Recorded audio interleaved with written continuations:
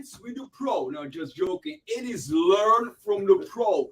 And today we're gonna be talking about the mortgage market because you know what? It is changing rapidly. It's changing all the times. And of course, who else this way? Who else can give us the info than Peter Karlin over here? Pete, I appreciate you, my brother. Appreciate you guys. Thank you, team. Thank you. All right, so a little update on the market. You guys following the market? I'm assuming you are. Yes, definitely. So what about average interest rate in the United States today is about 6.5%. 6.5% on a regular. You know, people ask me all the time about what's the rate today? What's the rate today? And it depends, right? It depends on the loan, right? FHA loan interest rate, I quoted somebody today, 5%. Wow. 5%. Five. Right? 5. Yeah. On Unbelievable. a two family. And not a perfect credit score. So, you know, it really depends on the loan. If you know, non-QM, you know, when I say non-QM, I mean non-traditional, right? Non-traditional loans. I tell people you could figure around, and I just had this conversation with your client today, right? So if you're using tax returns, that's sort of traditional, right? I'll call that traditional, right? And that interest rate is different than a non-tax return interest rate by about 2%. Crazy. By about 2%. But that's what you're paying for because you're not showing tax. It's not traditional. You know, you're not showing tax returns, right? So, and when I say you're not showing tax returns, what's the alternative? The alternative is profit and loss for 12 months, 12 to 24 months, or bank statement or debt servicing if you're buying an investment property, DSCR we call it, where the rental income has to cover the mortgage payment by about 1-to-1 ratio or 1.25 ratio or something like that.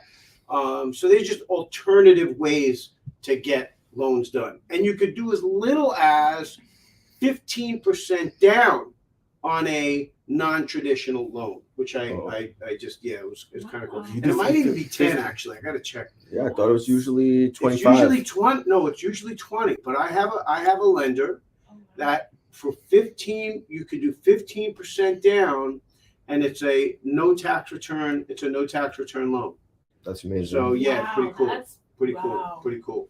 That's So yeah, you know, it's a. I'll tell you, right?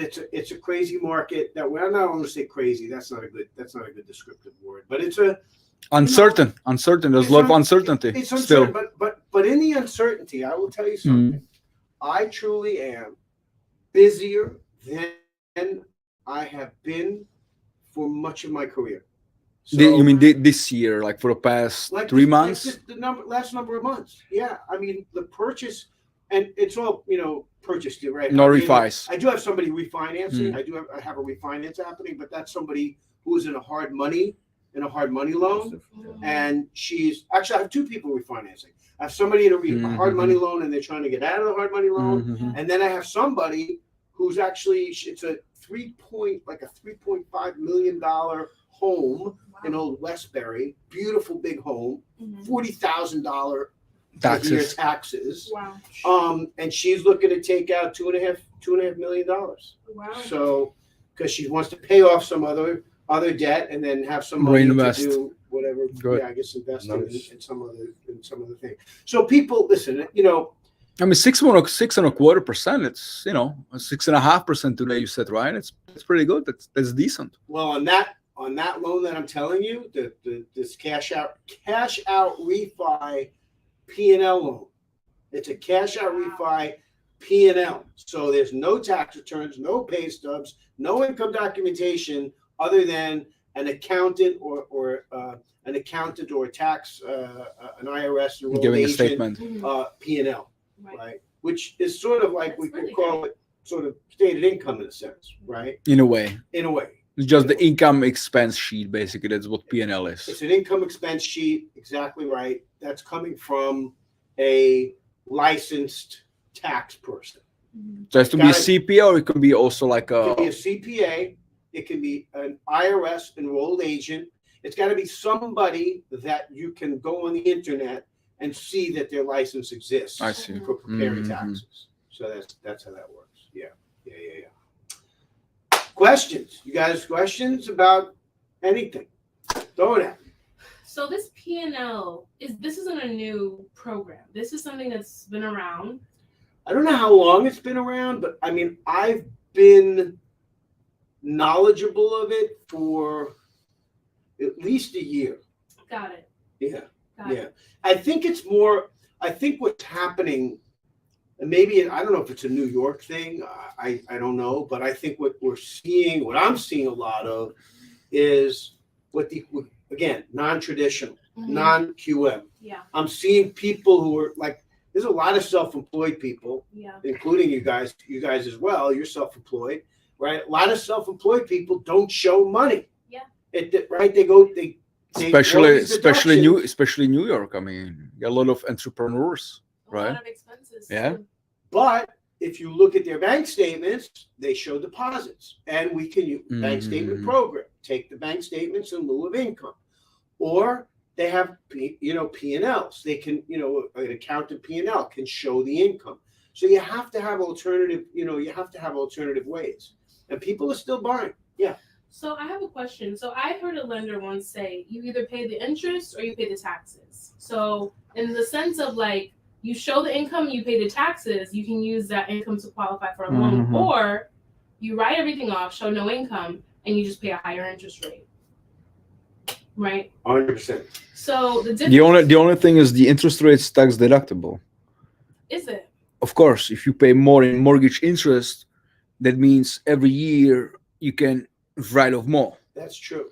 right? That's You know, true. you pay more in taxes. Taxes are also tax deductible in a way, right? You writing it off, but it's not gonna lower your income as much as the mortgage interest would. That's every I month. find it very dependent upon the individual. Yeah. Right? Because some people are like, oh no, I got to have a really low payment. I got to have a low monthly payment. I don't care what I got to do. If I got to put 300,000 down, I need right. For other people, I've had, there are a lot of people that are afraid of ARMs, Mhm. adjustable rate mortgages. Mhm. I think, especially today, if you can get a good ARM, why not take a 5-year Mhm. ARM, take in a 5-year adjustable rate mortgage that's fixed for 5 years, and within 5 years you'll refinance out into a better loan when the rates drop.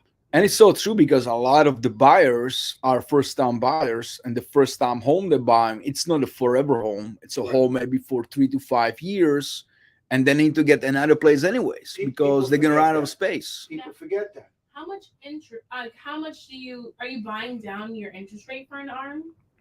You could. And like, where are ARMs starting? Because I see some ARMs really low, and I know you can have it fixed for 5 years, but then on that 5th year, you've got to refinance or it becomes adjustable. So, right. But here's the thing. Everything you just said is accurate. So you have to refinance or it adjusts after the fixed period. But think about this. Adjustable rate mortgages adjust. They have a margin and an index, right? There's a margin and an index. The margin is something fixed, like 2 points, 2%. Okay. And the index is something like an index in the economic world, right? Mhm. Like the prime rate, like the 10-year treasury, like the 2-year treasury, the 1-year treasury, this SOFR rate, right? So the chances are in the next few years, that index, right, the prime rate is going to come down. It's at, I think, 8% today.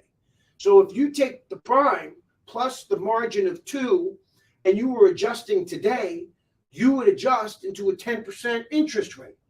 But if all of our or most of or all of our indices are going to go down when inflation comes down, then who knows in 5-6 years when you get to the adjustment period, it may be much better than where you started. It probably will be. Yeah.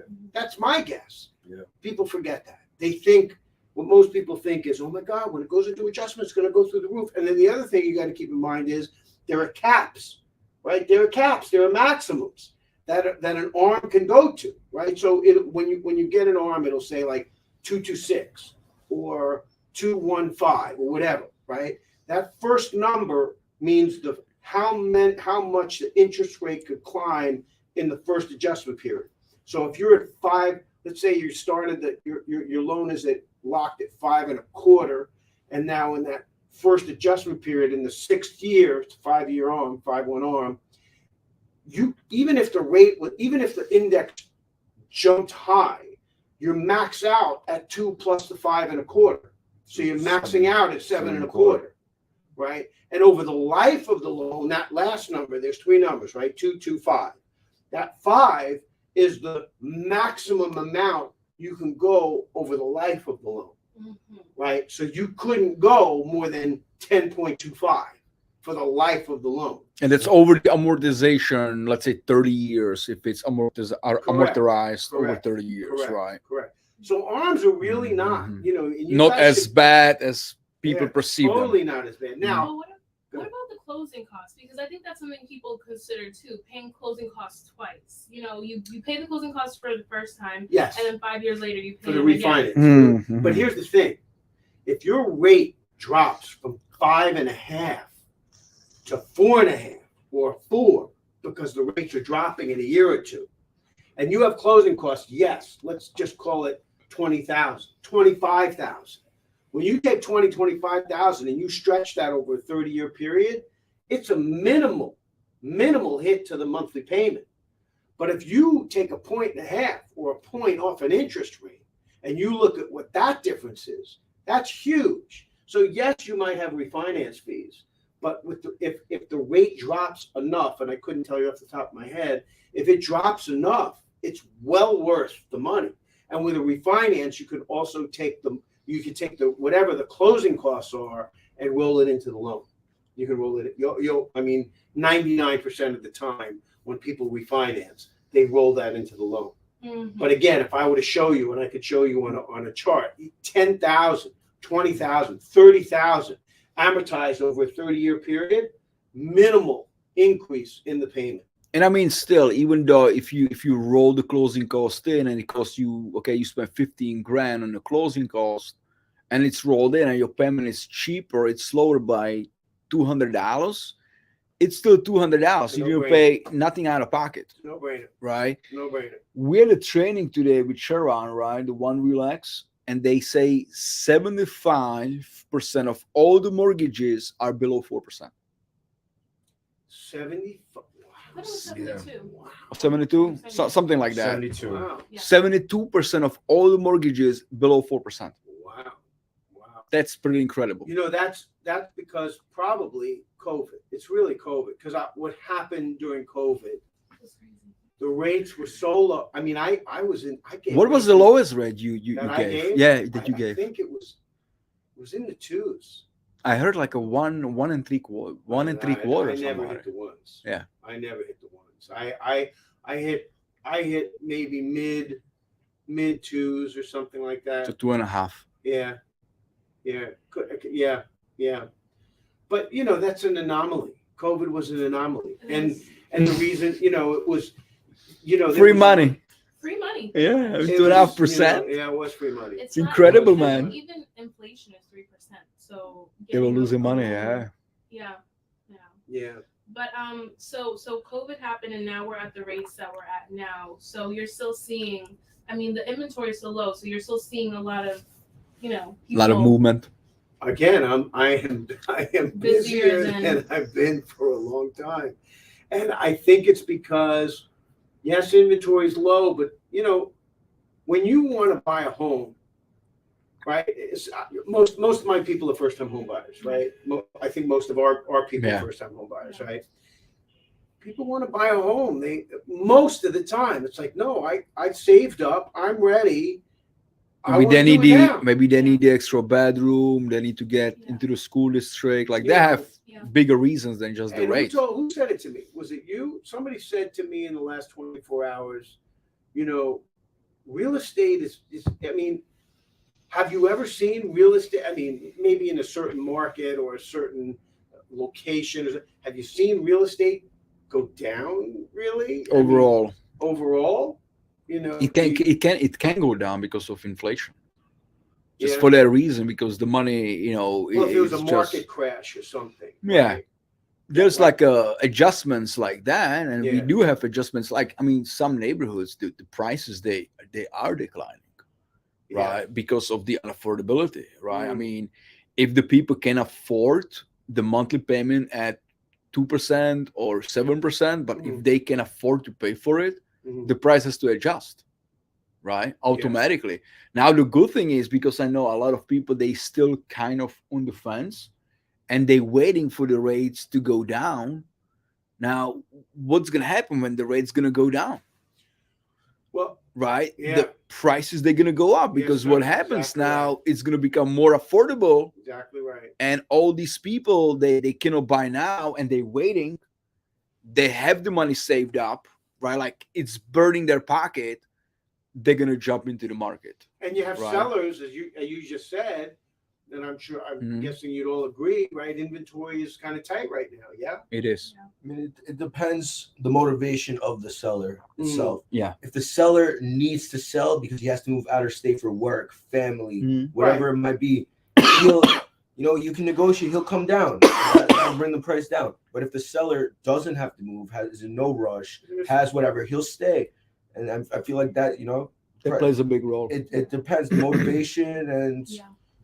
that's the biggest thing. But Yeah. when the interest rates go down and the buyers start coming out, the sellers are going to come out more. Oh, I yeah. think, right? Yeah. Sellers are going to come Yeah. out more. and 100%. The prices are definitely going to go up. Yeah. But that's going to be a whole cycle, because now you're going to bring the bidding wars back, and Yeah. over asking. Now the price is going to go back up. So you got to choose. You want to be in the medium where interest rate is a little high and prices are like More Right. reasonable. Right. or do you want to be completely up down with Right. it? Yeah. You Right. can even negotiate now. I mean, like, I would say during COVID, trying to get an offer accepted was just like, here's my left. Close the eyes. Yeah. Close the eyes. Cut my hand. Yeah. Just to get an Yes, offer it accepted. was- But now, you can offer under ask and get that accepted, even with the higher rates. I mean, it's just less competition. So. Yeah. Yeah. In certain markets. In certain markets. Certain markets. Yeah. Some areas will always Yeah. be desirable, and people Yeah. are gonna always pay. Yeah. To be there. But interesting enough, now the sellers, right, like, they in a really tough spot, because if you got 2.5% in your mortgage, Yeah. and you're gonna sell, and you're gonna Right. get 6.5, Right. And that's then you're fighting with other For buyers. finding another place. and finding the buy, finding the Yeah. place, Yeah. right? Yeah. So that's a really tough spot a lot of sellers are in, Yeah. right? Which, I Yeah. mean, you can understand that. But when the rate goes down and the prices keep going up, the monthly payment is going to be almost the same. So Yeah. I mean, for those 100%. really waiting, I would buy a house at a lower price and higher rate anytime, because even though I'm paying more, I have more mortgage rate Yeah. to write off every single year, right? And if the rate drops down, which eventually probably It will, right? Then you can refi, Yeah. lower the payment down, or keep the payment the same, pull 100%. some money out, and then maybe buy another property. 100%. You know, 100%. Is there a difference on the closing cost between the ARMs and the 30-year fixed to Mm. refinance? good question, man. None to my knowledge. None to my. You know what's really cool? Actually, here's a little trick for all of you. That What about I just- SEMA? You can do SEMA refinance too, right? When you don't pay the title again. What do yeah, they call- SEMA, I'm Yeah. doing. I'm two clients. Actually, I have three refinances going on right now. Two of them SEMAs, and saving them both thousands and thousands of dollars because of the mortgage tax. Yeah. Using the consolidation extension modification agreement. Consolidation extension modification agreement. SEMA. It's only Say done that again? for New York. SEMA. CEMA. Mhm. Consolidation extension modification agreement. Say that part And too fast. I know. Which honestly, I mean, that is something, in my opinion, which it should be done on every single transaction, right? Because if you own a house and you bought it 5 years ago, let's say, Yeah. and you got the insurance on it, and Yeah. they run the title, and Yeah. it was clean, and you are the owner, and now you simply refinance. You're not changing ownership or anything of that sort, right? You simply refinancing. Yeah. Why pay for it again? It's just that Well, that here's doesn't the- make sense, A lot of mortgage loan officers don't want to. It's Yeah, it's it can be paperwork. yes, Yes. and it's time consuming. Thank you for telling the truth, Pete. Not every listen, mortgage broker wants to do the you know what? paperwork. Yes. Most of them don't, but most of them don't. Listen, if you do right by your client, I don't have to tell you guys. They'll do right by you. They'll do right by you. Usually, right? 50, that's a 50-50 chance. but- I would flip the coin on that one, you know? But you know you did the right thing, right? And I think we all here in this room believe in karma. But and if you don't do the right thing, you have a 0%, right? So 50 is still better than 0, I think. You know what I mean? So even though it's 50-50. And I listen, I know, it's appreciated and it's the right thing. I would want somebody doing that for me, doing the SEMA for sure. But yeah, it's the way to go, especially in New York City, where mortgage tax is about 1.8, 1.9%. 1.9%. But I wanted to tell you guys a wonderful way to save our clients money on closing costs is to waive escrows. Guys, so if you're watching this and you want to learn on how we can save our clients money on the closing costs, give us the thumbs up. And you know what? If you're not watching this live, I know it's going to be recorded. Still give us the thumbs up. Share it. Give us some hearts. Show us some laughs. It helps the algorithm. And then we can push it in front of more people and just do more of a content like this. Thank you, John. Thank you. Appreciate that. Thank you, everybody, as well. So when you waive escrows, and you can't do it for every loan, you can't do it for an FHA loan. First of all, you know what I mean? Okay, waiving escrow. What are the escrows? Insurance. Escrows are when the bank is holding your property tax, your homeowner's insurance, and are they holding mortgage insurance? You know what? I'm not sure about that actually. But it's when the bank holds property taxes and insurance. And what they're doing is, why they're holding it. Why? Because they're like in New York City, you pay your taxes every quarter, right? Homeowners insurance, you pay every year. But the bank holds that money and then they pay those entities when the time is due to pay the entities, right? So that's called escrowing. What's escrow? Escrow is when like a third party, right? When you do a down payment and you're going into a purchase contract. You give escrow money that's being held by the seller's attorney, right? Is that the buyer's money? No. Is it the seller's money? No. It's in an escrow account. It's held in like sort of abeyance, right? It's nobody's money.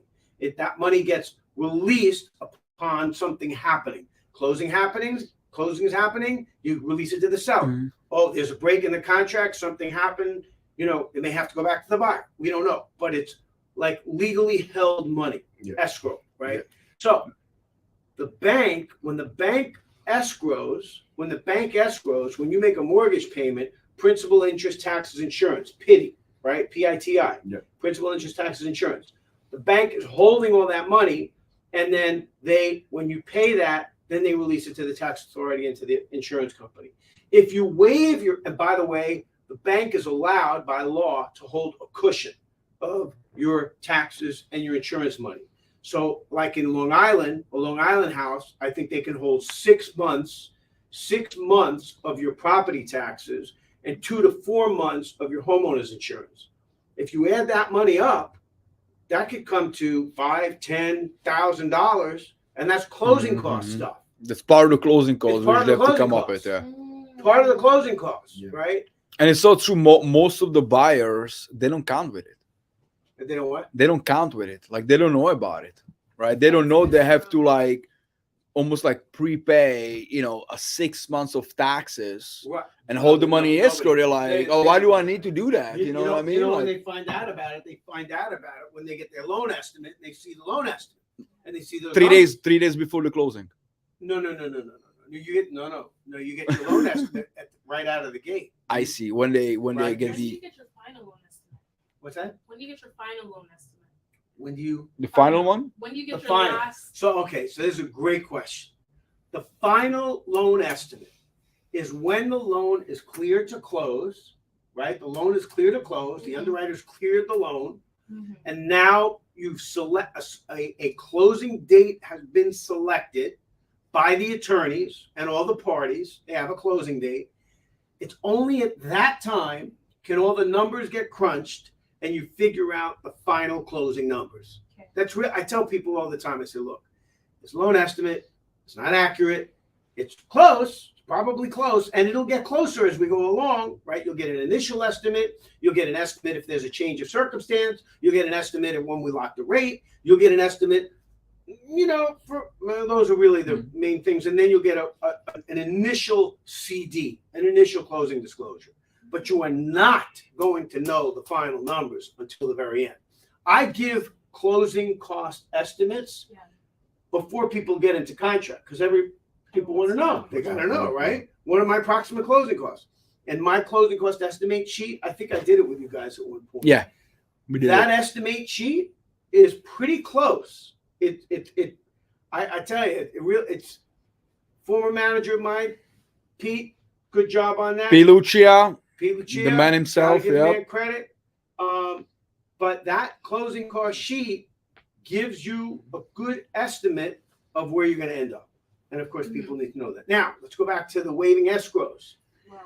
If you waive escrows, most banks, if you waive escrows, they hit you in the interest rate because they don't want you to waive escrows. They don't want you to because they want to collect the money so that they are sure that the taxes are going to get paid and that the homeowner's insurance is going to get paid. They prefer that. Okay, you want to waive? Okay, I'm going to hit you with an eighth higher interest rate, a quarter higher interest rate. Well, I'm happy to say, here's a plug for UWM, United Wholesale Mortgage. They do not hit you in the rate if you waive escrows, Nice. which is really cool Yeah. Wow. because that'll save somebody. Like if someone's looking to lower their closing costs, $5,000-$10,000 on the closing costs because of those escrows. Yeah. Right. And even though you need to know that escrow money is the buyer's money, it should part of it or all of it come back to the buyer when the loan is done. Right. When you close out a loan, that escrow account, if there's money in the escrow account, assuming there is, it should come back to you. So essentially at closing, when you have all this money in escrow, you're pretty much paying 6 months ahead. And then when you start paying your mortgage, you're always paying like ahead. Ahead. You're Correct. always ahead. Yeah. Correct. So they always hold it 6 months from you. Got it. Correct. So that it's just the same concept I tell people as a security deposit when you move into move into an apartment. Yeah. Right? Sometimes landlords want, what do they want? They want first month, Security. last month, first First month, last security, month, and first- security. You can't charge No, last first, month anymore. first security and broker fee. Some places they do last month too. apartment. And last Yeah. I took an last month, apartment in Manhattan in the 90s. But at City, bro. First, Yeah. last, security, and the broker fee. Oh my Full. goodness. For months. in Manhattan. Do you still charge last month? That's- You can't charge last That's month. a more. anymore, That's a right? mortgage. Oh, you can payment. do. People do last Dude, month. It's great. I mean, I'm sorry, not a mortgage payment. That's a down payment. First, last, security, and the broker fee. It's a down payment. Yeah. But question on so waiving the escrow. So if you waive it, the mortgage payment with the taxes and insurance, it gets paid to you, right? So now do they have to? No, hold on. No. Mhm. So now you've not only you lowered the closing costs, but you lowered the payment for the borrower. Because now they're just paying the bank the principal and interest. It's their responsibility now for the taxes and the insurance They got to pay the taxes and insurance on their own. on now. their own. Mm, But that's what you've done when you waived that escrows. is a gem.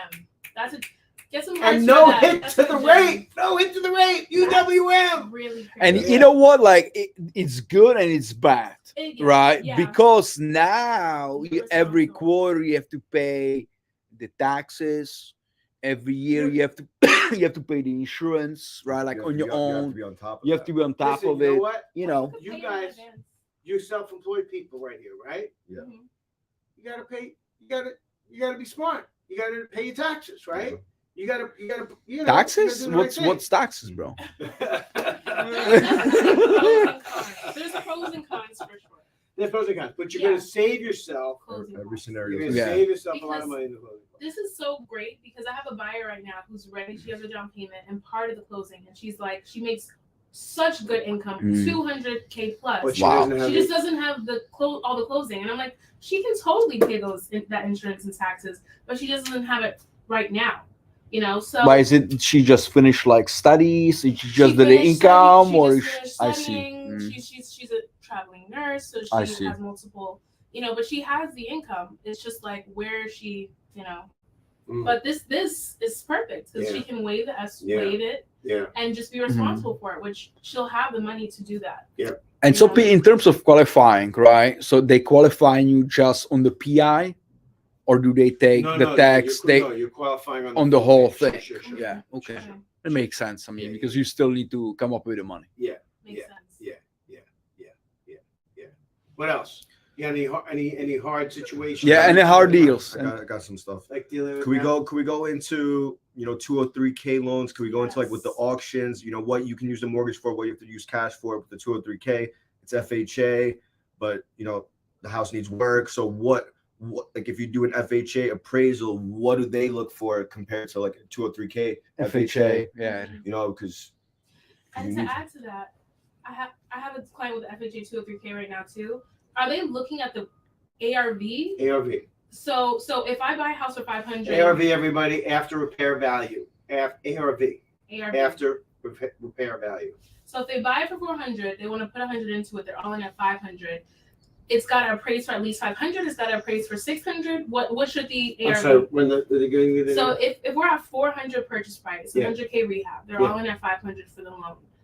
What does the ARV need to be for FHA to it would need to be 500. at least 500? Mm-hmm. So as long as it's the value after the renovations is going to be Correct. got it. Okay. But they'll take into consideration if you're adding a bedroom and you're renovating, new system, new roof. Like the appraiser's gonna have the repair list, and he'll go over that, and he'll take that into consideration as well. So the appraiser's going to have the repair list, yes, from the contractor that's going to be doing the work, right? So the contractor's got to come in and give the quote, put all the estimate in, and if you go over a certain amount, right, there's you need a HUD consultant. Yeah. Right, the HUD consultant is working on behalf of the borrower and the bank to make sure that the contractor does the right thing and doesn't rip. That's so anybody good. off. That is so It's the good. best. It's the best. Wow. They won't even pay the contractor unless the work. That's right. The consultant comes in and Wow. says That's the work right. is good. That's right. The contract's actually at the front. A lot of the money. Yep. You know. And the check is made out to the borrower and the contractor. So without the borrower's signature, the contractor can't cash the Woo! I like that. What happens? Okay, contractor gives an amount, but now the contractor ran out of money. Material went check. up. Great question. Who's gonna pay? There's a contingency added, 15%, up to 15% that the FHA will add for things going left. There's a contingency. So at the beginning, it has to be the full plan has to be made at the beginning. That's right. Nothing. That's right. Like nothing. Okay, No, there's a we're here. contingency. There's a what is it? 10%? Is Up it? to 15, I think. 10-15% contingency. But they can't You can't at go the crazy. end at about. Can they adjust it? Let's say they'll. I mean, they could, and that's between that contractor and the person. The bank's not getting involved because that wasn't part of the Right. upfront. Okay, and there's no like a house being completely wrecked that needs a full gut rental. There's no minimum requirement for that. Like, does it have to have certain Two things in play? two walls, two foundation. I believe, if I'm not mistaken, It's just two. That's it. Barry Coven. Two foundation walls That's it. that don't get messed with, and that's it. Yeah. Wow. It could be like So right from the floor. so up. pretty much any house. Any house, yeah. And there's also FHA construction. Now, I also have a loan, UWM. Also have a loan one time. You buy the land and you do a complete build. One Okay, loan. got to talk, And Pete. that's FHA. One loan. No, that's New a construction. UWM. One loan. Build the house, buy the land. I have somebody for you. Yeah. Construction. And the rates are is pretty like- good on that too. They'll give you money for the land as well, or you Yeah. have to buy No. the land. No. They'll Land and build together. One loan. What's the minimum? What's the minimum down payment?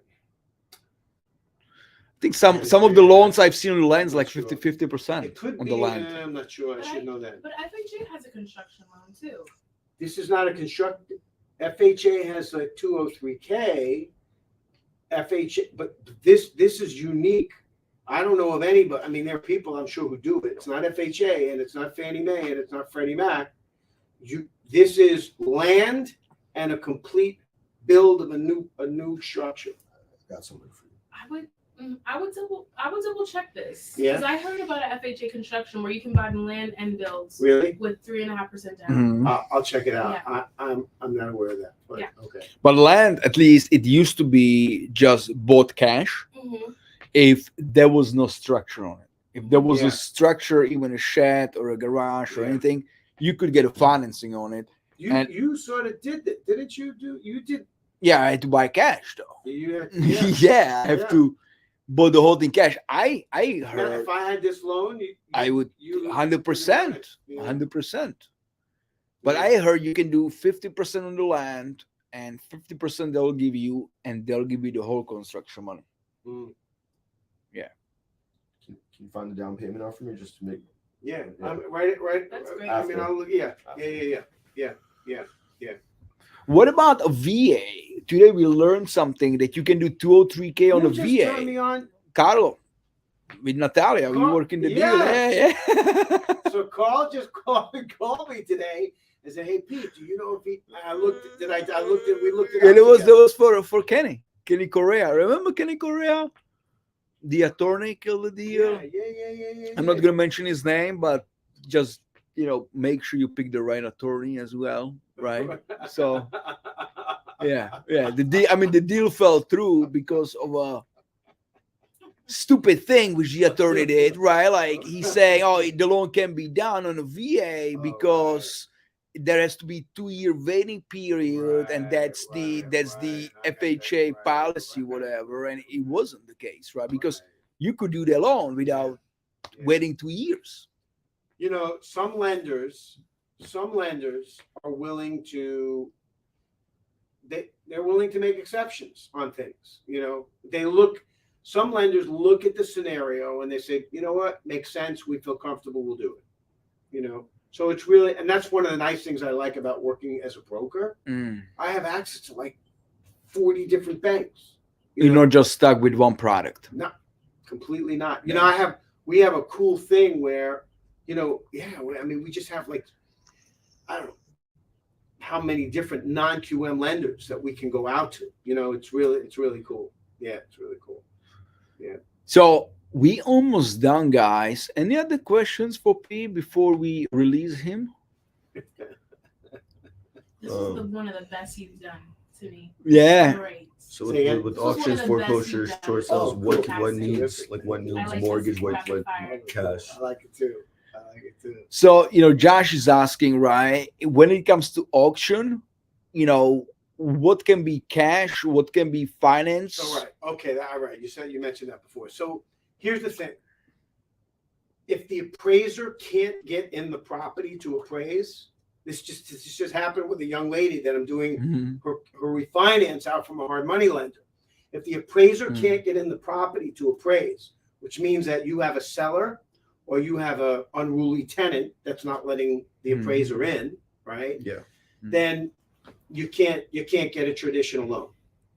Right? So no drive-by appraisal No for that. drive. There's no I drive. see. No more. None Bring back drive-by appraisals, Yeah, please. None that I'm aware of. So now we do have appraisal waivers. Oh, wow. Based on the scenario, right? So, but on like if you're buying from an auction or something like that, I mean, I'm going to say don't count on an appraisal waiver. And typically, if the appraiser can't get in, you got to do like a hard money loan. Yeah. You got to do or cash or hard money, right? Appraiser's got to get in.